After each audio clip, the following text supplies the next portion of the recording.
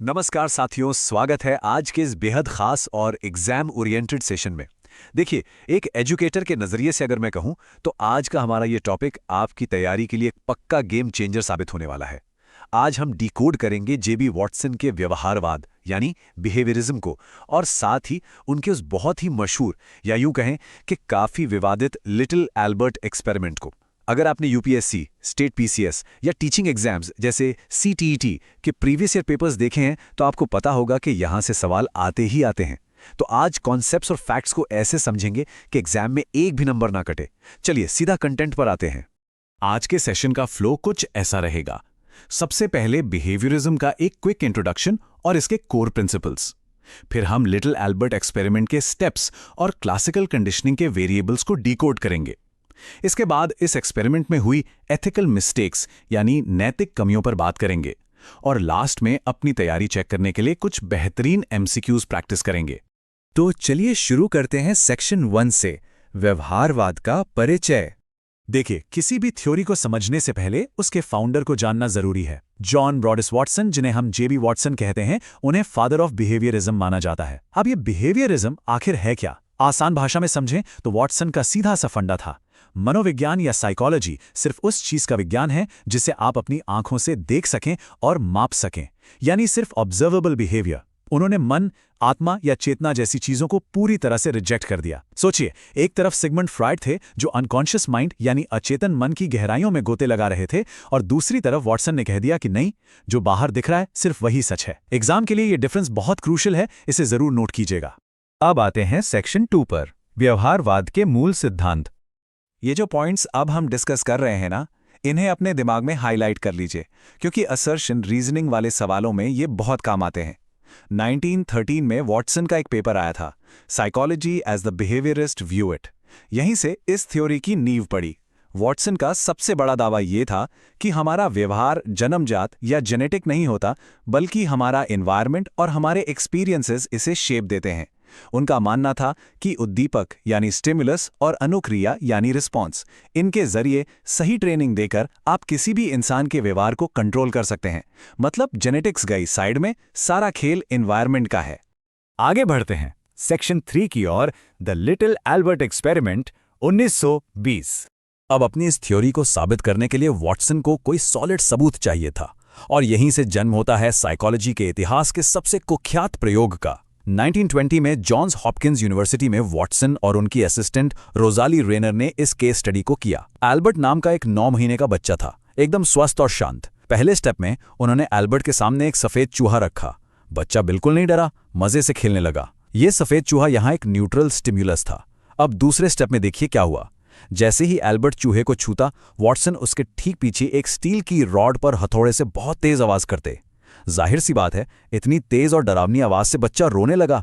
ये उसका अनकंडीशन्ड रिस्पॉन्स था। तीसरे स्टेप में इस प्रोसेस को कई बार रिपीट किया गया, और फिर एक टाइम ऐसा आया कि बिना किसी आवाज के, सिर्फ उस सफेद चूहे को देखते ही एल्बर्ट बुरी तरह डरने लगा और रोने लगा। मतलब एक बिल्कुल मासूम से बच्चे के अंदर डर को सक्सेसफुली कंडीशन कर दिया गया था।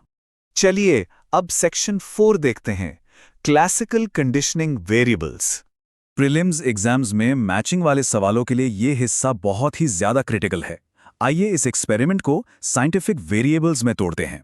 शुरुआत में जो सफेद चूहा था वो न्यूट्रल स्टिमुलस यानी एनएस था। जो हथौड़े की तेज आवाज थी वो अनकंडीशन्ड स्टिमुलस यानी यूसीएस थी, और उसे सुनकर जो रोना आया वो एक नेचुरल या अनकंडीशन्ड रिस्पॉन्स था, यूसीआर। लेकिन जब उस चूहे को आवाज के साथ बार बार पेयर किया गया तो वही सफेद चूहा अब कंडीशन्ड स्टिमुलस यानी सीएस बन गया, और अब सिर्फ चूहे को देखकर जो रोना आ रहा था वो एक सीखी हुई प्रक्रिया थी, यानी कंडीशन्ड रिस्पॉन्स, सीआर। ये अनकंडीशन्ड और कंडीशन्ड का फर्क एकदम क्रिस्टल क्लियर होना चाहिए। यहीं पर एक बहुत ही हाई यील्ड कीवर्ड निकल कर आता है, स्टिमुलस जनरलाइजेशन, जिसे हिंदी में उद्दीपक सामान्यीकरण कहते हैं। देखिए, कंडीशनिंग से पहले एल्बर्ट किसी भी रोएंदार चीज से नहीं डरता था, लेकिन कंडीशनिंग के बाद क्या हुआ? उसका डर सिर्फ उस सफेद चूहे तक नहीं रुका, वो सफेद खरगोश से, कुत्तों से और यहां तक कि रोएंदार फर वाले कोट से भी डरने लगा। लिटरली हर मिलती जुलती चीज से उसे डर लगने लगा। यानी जो डर था वो बाकी सिमिलर स्टिमुलस तक फैल गया।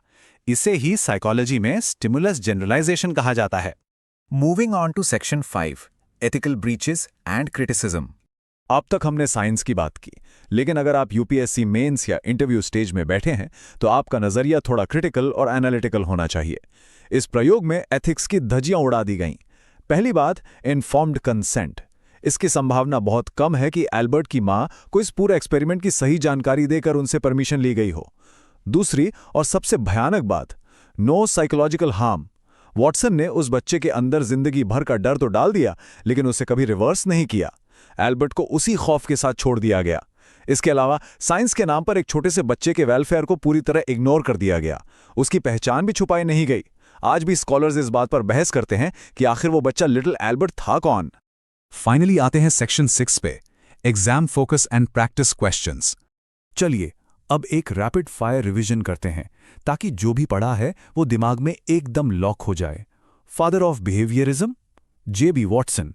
एक्सपेरिमेंट का साल 1920। वॉटसन के असिस्टेंट रोजाली रेना। की मैकेनिज्म क्या था? Classical conditioning. और हाँ, एक एक्स्ट्रा फैक्ट, जब एल्बर्ट चूहे से दूर भागने की कोशिश करता था तो वो असल में एक डर वाली सिचुएशन से बच रहा था, जिसे हम ऑपरेंट कंडीशनिंग में नेगेटिव रीइंफोर्समेंट या नकारात्मक पुनर्बलन कहते हैं। ये सारे पॉइंट्स डायरेक्ट एग्जाम में मार्क्स दिलवाएंगे। अब जरा इस प्रैक्टिस क्वेश्चन को सॉल्व कीजिए। जे.बी. वॉटसन के अनुसार मनोविज्ञान मुख्य रूप से किसका विज्ञान है? ए. आत्मा, बी. मन, सी. ऑब्जर्वेबल व्यवहार यानी ऑब्जर्वेबल बिहेवियर, या डी. अचेतन विचार। सोचिए जरा। एकदम सही। करेक्ट आंसर है ऑप्शन सी, ऑब्जर्वेबल बिहेवियर, जैसा कि हमने बिल्कुल शुरुआत में डिस्कस किया था। एक और शानदार सवाल देखते हैं। लिटिल एल्बर्ट को सफेद चूहे से डरने के लिए कंडीशन किया गया था, लेकिन वो सफेद खरगोश से भी डरने लगा। ये किस चीज का उदाहरण है? A. Negative reinforcement, B. Stimulus generalisation, या सी. एक्सटिंक्शन। बिल्कुल, इसका सही जवाब है बी. Stimulus generalisation. जो हमने वो फर वाले कोट वाला एग्जाम्पल देखा था ना, बस वही कॉन्सेप्ट यहां अप्लाई होता है। सेशन को खत्म करते हैं क्रिस्टोफर क्रॉफोर्ड के इस बहुत ही डीप और विचारोत्तेजक कोट के साथ। ये एक्सपेरिमेंट साइकोलॉजी के एथिकल एवोल्यूशन की एक ऐतिहासिक कड़ी भी है और एक बहुत बड़ी चेतावनी भी। ये सोचने पर मजबूर कर देता है कि क्या वैज्ञानिक प्रगति के नाम पर किसी को मनोवैज्ञानिक नुकसान पहुंचाना कभी भी जायज ठहराया जा सकता है? मेंस के आंसर्स में इस एनालिटिकल एंगल को जरूर शामिल कीजिएगा। उम्मीद है आज का ये डीप डाइव एनालिसिस आपकी तैयारी में बहुत काम आएगा। ऐसे ही बेहतरीन कंटेंट के लिए चैनल को सब्सक्राइब जरूर कर लें। पढ़ते रहिए और आगे बढ़ते रहिए। नमस्कार साथियों, एजुकेशन इन हिंदी के एक और शानदार मास्टर क्लास में सभी का स्वागत है। आज हम बाल विकास और शिक्षा शास्त्र के एक ऐसे पिलर की चर्चा करेंगे जो लगभग हर प्रतियोगी परीक्षा के लिए सुपर इम्पॉर्टेंट है। अल्बर्ट बंडूरा का सामाजिक संज्ञानात्मक सिद्धांत यानी सोशल कॉग्निटिव थ्योरी और उनका वो ऐतिहासिक बोबो डॉल एक्सपेरिमेंट। तो चलिए बिना किसी देरी के इस एक्सप्लेनर को स्टार्ट करते हैं। आज के इस सेशन का पूरा रोड मैप कुछ इस तरह रहेगा। हम बेसिक बैकग्राउंड से शुरू करके बोबो डॉल एक्सपेरिमेंट की गहराई में जाएंगे, फिर थ्योरी के core mechanism triadic reciprocal determinism को समझेंगे और आखिर में एग्जाम के नजरिए से इसके इम्पैक्ट्स, क्रिटिसिज्म और कुछ बहुत ही जरूरी प्रैक्टिस क्वेश्चंस कवर करेंगे। तो चलिए भाग 1, परिचय और पृष्ठभूमि। सबसे पहले इस थ्योरी के बेसिक्स और इसके पीछे की फिलॉसफी को समझते हैं। एल्बर्ट बंडूरा का एक बहुत ही फेमस और पावरफुल कोट है, सीखना केवल डायरेक्ट एक्सपीरियंस या रिवॉर्ड पनिशमेंट से ही नहीं, बल्कि दूसरों को ऑब्जर्व करके, इमिटेट करके और मॉडलिंग के जरिए भी हो सकता है। सोचिए, ये कितनी गहरी बात है। इंसान सिर्फ दूसरों को देखकर ही बहुत कुछ सीख जाता है, बिना किसी डायरेक्ट फोर्स के। प्रीलिम्स या फैक्चुअल एग्जाम्स के पॉइंट ऑफ व्यू से ये डिटेल्स याद रखना बहुत क्रूशल है। एल्बर्ट बंडूरा एक जाने माने कनाडाई अमेरिकी मनोवैज्ञानिक थे और स्टैनफोर्ड यूनिवर्सिटी में प्रोफेसर रहे। उन्होंने सोशल लर्निंग थ्योरी दी, जिसे ही बाद में डेवलप करके सोशल कॉग्निटिव थ्योरी का नाम दिया गया। सबसे खास बात यह है कि ये थ्योरी बिहेवियरिज्म और कॉग्निटिव थ्योरीज के बीच एक बहुत ही सॉलिड ब्रिज का काम करती है। अब आते हैं भाग 2 पर, बोबो डॉल एक्सपेरिमेंट। चलिए उस फेमस एक्सपेरिमेंट को डीकोड करते हैं जिसने इस पूरी थ्योरी को दुनिया के सामने साबित कर दिया। बंडूरा ने अपनी स्टडी में एक हवा भरी हुई गुड़िया का इस्तेमाल किया जिसे बोबो डॉल कहा जाता है। इसकी खासियत ये होती है कि अगर इसे मारा जाए तो ये नीचे गिरकर वापस झटके से खड़ी हो जाती है। इस एक्सपेरिमेंट का मेन मोटिव बस ये देखना था कि बच्चे एडल्ट्स के बिहेवियर को देखकर किस तरह से उसे कॉपी करते हैं। और इसके रिजल्ट सच में हैरान करने वाले थे। जिन बच्चों ने अडल्ट्स को बोबो डॉल के साथ हिंसक या अग्रेसिव बिहेवियर करते देखा, उन्होंने बाद में गुड़िया के साथ बिल्कुल वैसा ही वायलेंट बिहेवियर किया। लेकिन जिन बच्चों ने अडल्ट्स को प्यार से खेलते देखा, उन्होंने भी डॉल के साथ एकदम स्नेहपूर्ण व्यवहार किया। मतलब साफ है, बच्चे वही करते हैं जो वो देखते हैं, बिल्कुल कॉपी पेस्ट। आगे बढ़ते हैं भाग 3 की ओर, सोशल कॉग्निटिव थ्योरी के मुख्य तंत्र। आखिर ये ऑब्जर्वेशनल लर्निंग दिमाग में काम कैसे करती है, इसका प्रोसेस क्या है? दूसरों को देखकर सीखने की इस प्रक्रिया में 4 बहुत ही क्रिटिकल और सीक्वेंशियल स्टेप्स होते हैं। पहला, अटेंशन यानी अवधान। अगर सीखने वाले का फोकस ही नहीं है तो वो सीखेगा कैसे? दूसरा, रिटेंशन यानी धारण करना, मतलब जो देखा उसे दिमाग में स्टोर करना। तीसरा है रिप्रोडक्शन, यानी जो देखा है उसे असल में रिपीट करने की शारीरिक और मानसिक क्षमता। और चौथा, सबसे जरूरी, मोटिवेशन या प्रेरणा, क्योंकि बिना किसी वजह या रिवॉर्ड की उम्मीद के कोई भी उस बिहेवियर को क्यों ही अपनाएगा, है ना? यहीं से एग्जाम का एक बहुत ही इंपॉर्टेंट कीवर्ड निकल कर आता है, सेल्फ एफिकेसी या स्वप्रभावकारिता। 1977 में खुद बंडूरा ने यह टर्म कॉइन किया था। आसान भाषा में कहें तो ये किसी इंसान का वो पक्का विश्वास है कि वो किसी पर्टिकुलर सिचुएशन में कितना सक्सेसफुल हो सकता है। ये ह्यूमन मोटिवेशन का एक बहुत बड़ा फैक्टर है। अगर अंदर से आवाज आती है कि हाँ मैं ये कर सकता हूँ, तो वो काम पूरा होने के चांसेस सच में बहुत बढ़ जाते हैं। एक और सुपर इंपॉर्टेंट कॉन्सेप्ट है विकेरियस रीइंफोर्समेंट, यानी प्रत्याशित पुनर्बलन। इसका सीधा सा मतलब है दूसरों के एक्सपीरियंस से सीखना। जब कोई किसी दूसरे इंसान को किसी काम के लिए इनाम या सजा पाते हुए देखता है, तो वो खुद तय कर लेता है कि उसे वो काम करना है या नहीं। इसके लिए खुद उस सजा या इनाम को भुगतना बिल्कुल भी जरूरी नहीं है। चलिए अब आते हैं भाग 4 पर, ट्रायडिक रेसिप्रोकल डिटर्मिनिज्म। ये बंडूरा की थ्योरी का एक बहुत ही गहरा और डायनामिक हिस्सा है, जो बताता है कि हमारे एक्शंस को असल में कंट्रोल कौन करता है। ध्यान से समझिएगा, ह्यूमन बिहेवियर कोई वन वे स्ट्रीट नहीं है। ये असल में 3 चीजों के बीच का एक कंटिन्यूअस और डायनामिक इंटरैक्शन है, खुद व्यक्ति, उसका व्यवहार और उसका सोशल एनवायरनमेंट। यानी किसी इंसान का बिहेवियर उसके आसपास के माहौल को प्रभावित करता है और बदले में वो माहौल उस इंसान की सोच और उसके एक्शंस को शेप करता है। ये तीनों एक दूसरे से पूरी तरह कनेक्टेड हैं। अब बात करते हैं भाग 5 की, शैक्षिक प्रभाव और आलोचनाएं। मेंस या किसी भी डिस्क्रिप्टिव एग्जाम के लिए इसकी रियल वर्ल्ड एप्लीकेशन समझना बहुत क्रूशियल है। सोसाइटी और एजुकेशन सिस्टम में ये थ्योरी एकदम सटीक बैठती है। ये हमें बताती है कि क्यों एक टीचर का क्लास में आइडियल रोल मॉडल होना इतना जरूरी है। साथ ही मास मीडिया या टीवी पर दिखने वाली वायलेंस बच्चों पर कितना गहरा असर डालती है, ये भी यहीं से प्रूव होता है। अगर बच्चों में अच्छी आदतें और क्वालिटीज डालनी है तो उनके सामने पॉजिटिव बिहेवियर ही दिखाना होगा। लेकिन हर थ्योरी की तरह इसकी भी कुछ लिमिटेशंस हैं। क्रिटिक्स का एकदम सही पॉइंट है कि ये थ्योरी बायोलॉजिकल और जेनेटिक फैक्टर्स को लगभग इग्नोर कर देती है। जैसे अग्रेशन सिर्फ माहौल से नहीं आता, इसमें इंसान के जेनेटिक्स का भी बहुत बड़ा रोल होता है। इसके अलावा ये थ्योरी इंसान के हर तरह के बिहेवियर को एक्सप्लेन नहीं कर पाती और इंट्रिंसिक मोटिवेशन यानी अंदरूनी प्रेरणा पर इसमें चर्चा काफी लिमिटेड है। तो फाइनली भाग 6, प्रैक्टिस क्वेश्चन बैंक और एक्टिव रिकॉल। थ्योरी तो हमने अच्छे से समझ ली, अब देखते हैं कि एग्जाम में क्वेश्चंस कैसे फ्रेम होते हैं। एक बेसिक सा मल्टीपल चॉइस क्वेश्चन लेते हैं। किस साइकोलॉजिकल कॉन्सेप्ट में एक मॉडल को मिलने वाले रिवॉर्ड और पनिशमेंट को ऑब्जर्व करके नया बिहेवियर सीखा जाता है? ऑप्शंस हैं A, self efficacy, B, vicarious reinforcement, C, classical conditioning या डी, मोटर रिप्रोडक्शन। अभी हमने इसे डिस्कस किया था। इसका बिल्कुल सही जवाब है ऑप्शन बी, यानी विकेरियस रीइंफोर्समेंट। एक और बहुत ही इंपॉर्टेंट क्वेश्चन जो अक्सर एग्जाम्स में देखा जाता है, बंडूरा के ट्रायडिक रेसिप्रोकल डिटर्मिनिज्म में कौन से 3 फैक्टर्स शामिल हैं? क्या वो ध्यान, धारण, प्रेरणा है, या बिहेवियर, पर्सनल फैक्टर्स और एनवायरनमेंट है? बिल्कुल, यहाँ सही जवाब है ऑप्शन बी, व्यवहार, व्यक्तिगत कारक और पर्यावरण। ये वही डायनामिक लूप है जिसके बारे में हमने बात की थी। अगर डिस्क्रिप्टिव या मीन्स एग्जाम की बात करें तो वहाँ सवाल थोड़े अप्लाइड और एनालिटिकल आते हैं।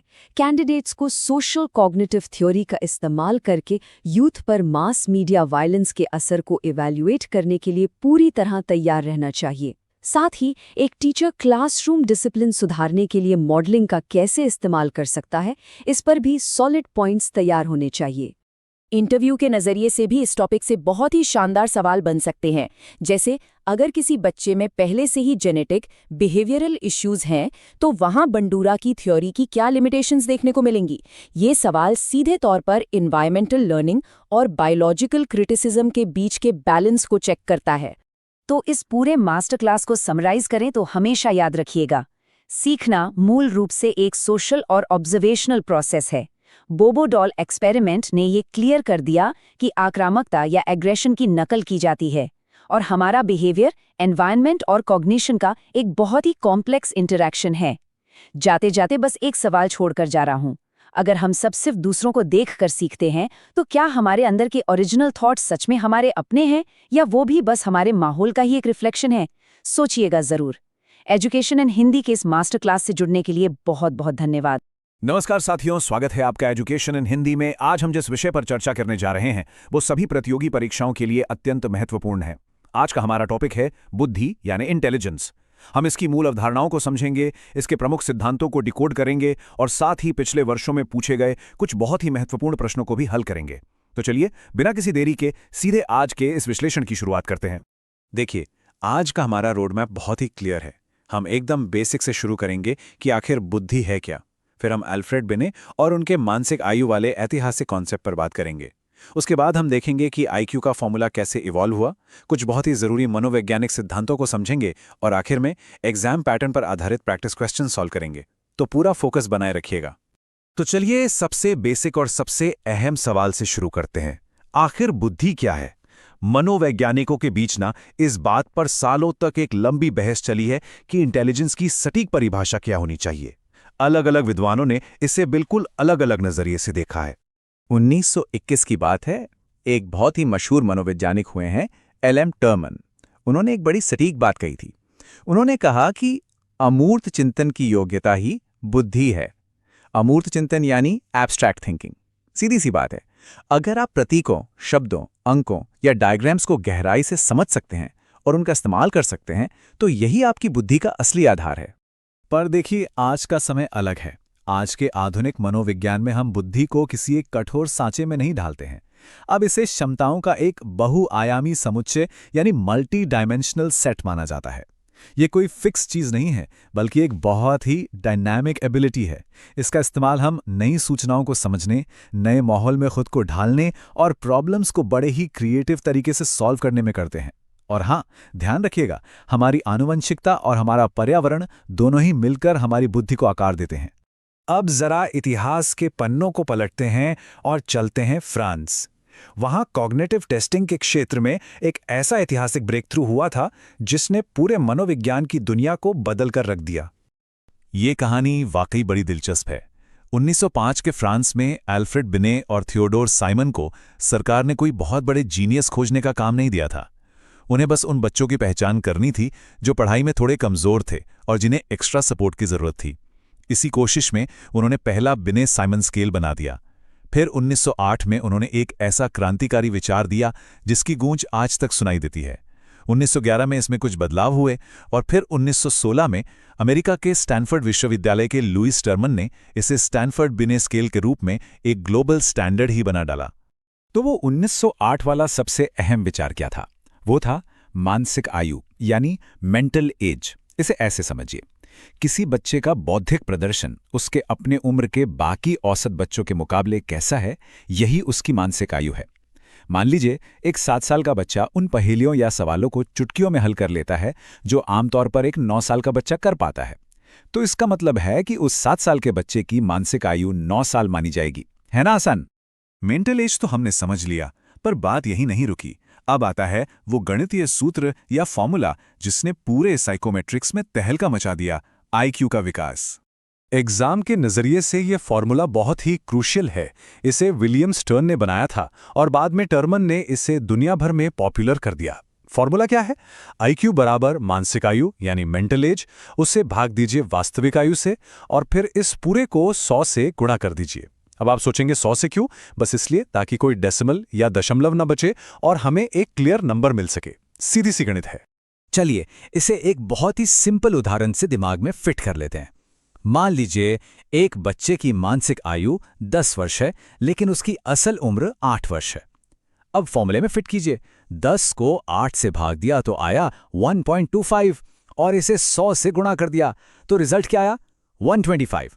बस यही 125 उस बच्चे का IQ है। बुद्धि मापने का ये एकदम सीधा और गणितीय तरीका था।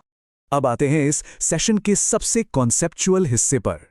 प्रतियोगी परीक्षाओं में, खासकर मेंस और टीचिंग एग्जाम्स में, बुद्धि के इन सैद्धांतिक मॉडलों को समझना बहुत ही ज्यादा जरूरी है।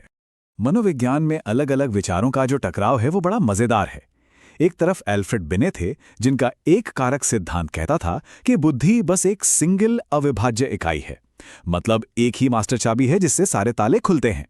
लेकिन इसके बिल्कुल उलट आधुनिक समय में हॉवर्ड गार्डनर का बहुबुद्धि सिद्धांत आया। गार्डनर का मानना है कि बुद्धि कोई एक चीज नहीं है बल्कि ये क्षमताओं का एक पूरा स्पेक्ट्रम है।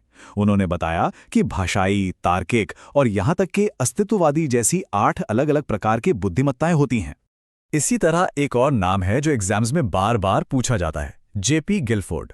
इन्होंने 2 अलग अलग तरह के चिंतन में बड़ा ही सटीक अंतर बताया। पहला है अभिसारी चिंतन यानी कन्वर्जेंट थिंकिंग, जहां आप लॉजिकल स्टेप्स फॉलो करके किसी एक सही उत्तर तक पहुंचते हैं। गिलफोर्ड ने इसे ये बुद्धि माना। और दूसरा है अपसारी चिंतन यानी डाइवर्जेंट थिंकिंग, जहां आप आउट ऑफ द बॉक्स सोचते हैं और एक ही समस्या के कई नए समाधान निकालते हैं। इसे उन्होंने सृजनात्मकता यानी क्रिएटिविटी कहा। इस अंतर को बिल्कुल क्लियर रखिएगा। थ्योरी तो हमने काफी डिस्कस कर ली, अब असली टेस्ट की बारी है। देखते हैं कि एग्जाम में सवाल कैसे फ्रेम होते हैं और आपकी तैयारी कितनी पक्की है। पहला सवाल आपकी स्क्रीन पर है, बहुत ध्यान से देखिएगा। मानसिक आयु की अवधारणा किसने दी थी? आपके ऑप्शंस हैं A stern, B Terman, C बिने साइमन या D बर्ट। खुद को कुछ सेकंड दीजिए और सोचिए। बिल्कुल सही सोचा आपने। इसका जवाब है C बिने साइमन।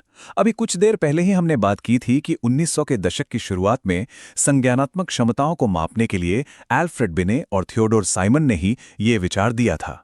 अब यहां एक बहुत ही कॉमन मिस्टेक होती है, उसे ध्यान में रखिएगा। मानसिक आयु बिने साइमन की देन है, लेकिन IQ का जो फॉर्मूला है वो विलियम स्टर्न ने दिया था। एग्जाम में एग्जामिनर अक्सर इसी बात पर फंसाता है। चलिए अब एक थोड़ा एनालिटिकल सवाल देखते हैं। बुद्धिमत्ता पर जो आलोचनात्मक दृष्टिकोण है यानी जो क्रिटिकल पर्सपेक्टिव है, उसके अनुसार बुद्धि के बारे में कौन सा कथन सत्य माना जाता है? तो आधुनिक क्रिटिकल थियरी का सीधा सा तर्क ये है कि जो पारंपरिक IQ टेस्ट होते हैं वो पूरी तरह न्यूट्रल नहीं होते। वो अक्सर सांस्कृतिक रूप से बायस्ड होते हैं। मतलब बुद्धि कोई ऐसी चीज नहीं है जो बस फिक्स है या सिर्फ जेनेटिक्स पर निर्भर है, बल्कि इसे पर्यावरण, बेहतर शिक्षा और अनुभवों के जरिए काफी हद तक विकसित किया जा सकता है। अब एक आखिरी और बहुत ही इंपॉर्टेंट सवाल, जेपी गिलफोर्ड के मॉडल में अभिसारी चिंतन या कन्वर्जेंट थिंकिंग का अर्थ किसके समान है? ऑप्शंस हैं A बुद्धि, B सृजनात्मकता, C दोनों या D इनमें से कोई नहीं। एकदम सही। इसका उत्तर है A यानी बुद्धि। याद है ना, हमने बात की थी कि अभिसारी चिंतन में आप तय किए गए लॉजिकल स्टेप्स पर चलते हैं और एक ही सही उत्तर तक पहुंचते हैं। इसमें कोई अलग दिशा में सोचने या क्रिएटिविटी की जरूरत नहीं होती। इसलिए गिलफोर्ड के हिसाब से यह विशुद्ध रूप से बुद्धि को दर्शाता है। तो साथियों, इस पूरे विश्लेषण के बाद एक बहुत ही गहरा सवाल मैं आपके लिए छोड़ के जा रहा हूं। सोचिएगा जरूर, क्या ये जो पुराने IQ टेस्ट हैं ये वाकई इंसान की पूरी क्षमता को नाप सकते हैं, या फिर ये सिर्फ एक खास तरह के कल्चर में लॉजिक और मेमोरी को नापने का एक बहुत ही सीमित तरीका है? शायद इंसान की बुद्धि और उसका पोटेंशियल इन अंकों से कहीं ज्यादा बड़ा है। इसी विचार के साथ आज के इस सेशन को हम यहीं विराम देते हैं। उम्मीद है यह विश्लेषण आपके लिए उपयोगी रहा होगा। चैनल को सब्सक्राइब करें, लाइक करें और शेयर करें। धन्यवाद।